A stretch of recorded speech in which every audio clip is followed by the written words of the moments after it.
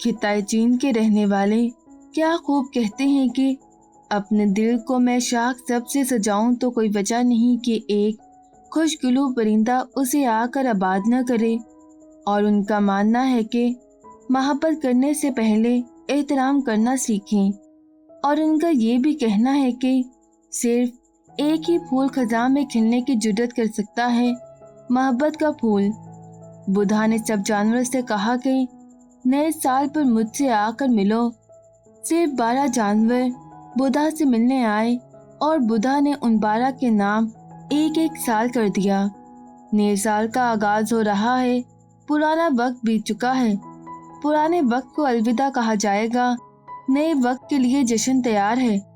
گھروں کو صاف کرتے، دیواروں، دروازوں اور چوکھٹوں کو سرخ نظمیہ پارچوں سے سجاتے ہوئے، اپنے کھانوں کی میزوں کو ڈمپلنگ سے بھرتے ہوئے، سرخ لفافوں میں ملفوف لکی منی عنایت کرتے ہوئے، نئے سال کو خوش آمدید کہتے، بدی اور بلاؤں سے دوری کی دعائیں دیتے اور لیتے ہوئے، بدی اور بلائیں دنیا کی ہر قوم انہیں دفع کرنے کا چاہ رہی ہوتی ہے، خیر اور اچھی قسمت دنیا کی ہر قوم اس کے حصول کے لیے تگ و دو کرتی ہے۔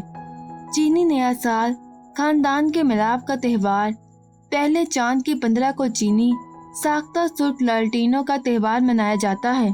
لالٹینیں جن پر پھول، پودے، پرندے، برجی جانور، تاریخ اور روایتی قدیم تاریخی شخصیات کندہ ہوتی ہیں سے عبادت گاہوں کو سجایا جاتا ہے اور ہاتھوں میں لے کر شام کو چاند کی روشنی میں مارچ کیا جاتا ہے۔ چینی سال بہار کا آغاز دعاؤں کے ساتھ خوشیوں کو لیے بدی کو دور کرتے، روایات کو زندہ رکھتے، سرخ روشن روشن، منظم اور پرجوش چینی کبھی دوسری اقوام کو مذہبی، روایتی، علاقائی تقریبات کو حقارت سے نہیں دیکھتے اور اپنے لیے وہ دوسری اقوام سے بھی یہی توقع کرتے ہیں۔ مانچسٹر میں اس سال کے ڈریگن پریڈ کے لیے تیاریاں عروج پر تھیں۔ پریڈ 31 جنوری نئے سال کے پہلے دن تھی۔ یہ سال گھوڑے کا سال ہے۔ امرا کے چینی کلاس فیلو جی سن نے سب کلاس فیلوز کو رجسٹریشن کروانے کے لیے کہا تھا۔ وہ امرا کے پاس بھی آئی تھی۔ میں تو جانتی بھی نہیں کہ یہ سب کیا ہوتا ہے، میرے لیے تو کھڑے ہو کر دیکھ لینا ہی بہت بڑی دریافت ہوگی، کہاں اس میں شرکت کرنا۔ پریڈ میں جاؤ گی تو سب جان جاؤ گی۔ تمہیں زندگی میں کھڑے ہو کر پریڈ دیکھنے کے تو کئی بار مواقع مل جائیں گے، شرکت کرنے کے لیے نہیں۔ اس سال تو 90,000 سے زیادہ لوگ شرکت کریں گے۔ وہ ہنسنے لگی۔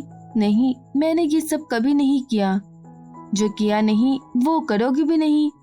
چینی پاکستانی کو نہ نہیں کہتے، ایک پاکستانی چینی کو نہ کیسے کہہ سکتا ہے؟ غیر چینی لوگ پریڈ میں شرکت کرتے ہیں تو ہمیں اچھا لگتا ہے، ہمیں یقین ہوتا ہے کہ نئے سال کا آغاز ہم نے سب اقوام کی دعاؤں اور محبت سے کیا ہے۔ ہم دونوں تو ایشیائی خطے کے 2 اہم دوست بھی ہیں اور ہمسائے بھی۔ قطار میں 3 غیر ملکی کھڑے ہوں تو ہم پہلے پاکستانی کے آگے جھکنے کو ترجیح دیتے ہیں۔ جی سن ٹھیک کہہ رہی تھی۔ امرا کبھی بھی کسی طرح کی مدد کے لیے جی سن کے پاس جاتی تو وہ فوراً اس کی مدد کے لیے تیار ہو جاتی تھی۔ ابتدائی تعارف میں اس نے امرا کو گلے سے لگایا تھا اور 2 بار اس کے آگے جھکی تھی۔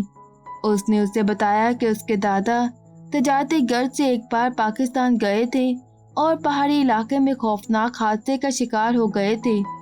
سردیوں کے دن تھے، اتفاق سے 2 پٹھان پہاڑی بچوں نے انہیں دیکھ لیا اور ایک بچہ کئی گھنٹے ان کے ساتھ برف میں ان کی ٹوٹی ہوئی ٹانگ کو سہارا دینے اور انہیں بے ہوش ہونے سے بچانے کی سعی کرتا رہا تاکہ وہ کوما میں نہ چلے جائیں۔ کئی گھنٹے بعد دوسرا بچہ مدد لا سکا اور پہاڑی لوگوں نے مل کر 6 مہینے تک ان کی ذمہ داری کی۔ میرے دادا ہر سال نئے سال کی دعاؤں میں ان سب پہاڑی پٹھانوں کو یاد رکھتے ہیں اور ان کے لیے خوشحالی اور خوش قسمتی کی دعائیں کرتے ہیں۔ وہ امرا کو پٹھان سمجھتی تھی۔ اس کے نزدیک سب پاکستانی پٹھان ہی تھے۔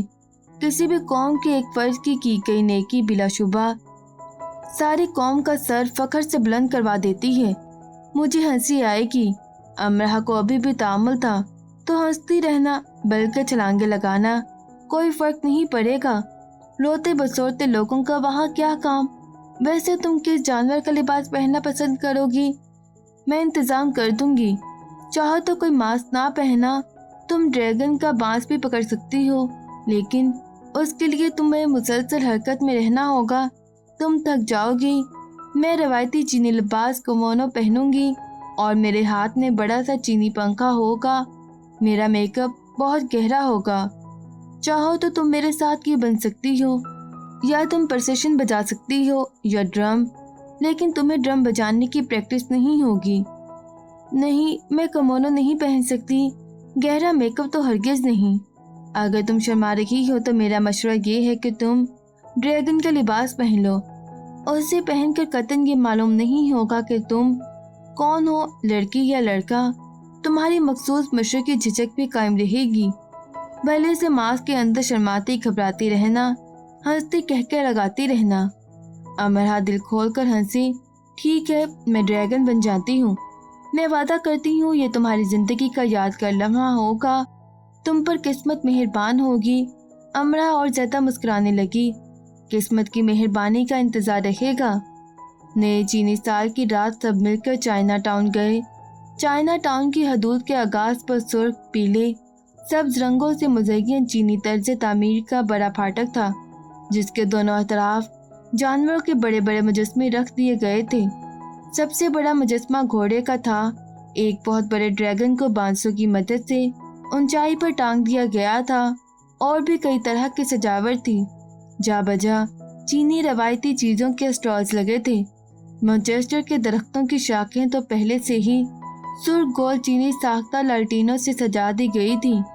एनॉन, वीरा और वो मजे से मुफ्त चीनी खाने खाते रहे। तमाम स्टॉल्स पर खाने बहुत कम कीमत पर दस्तयाब थे या मुफ्त तकसीम किए जा रहे थे।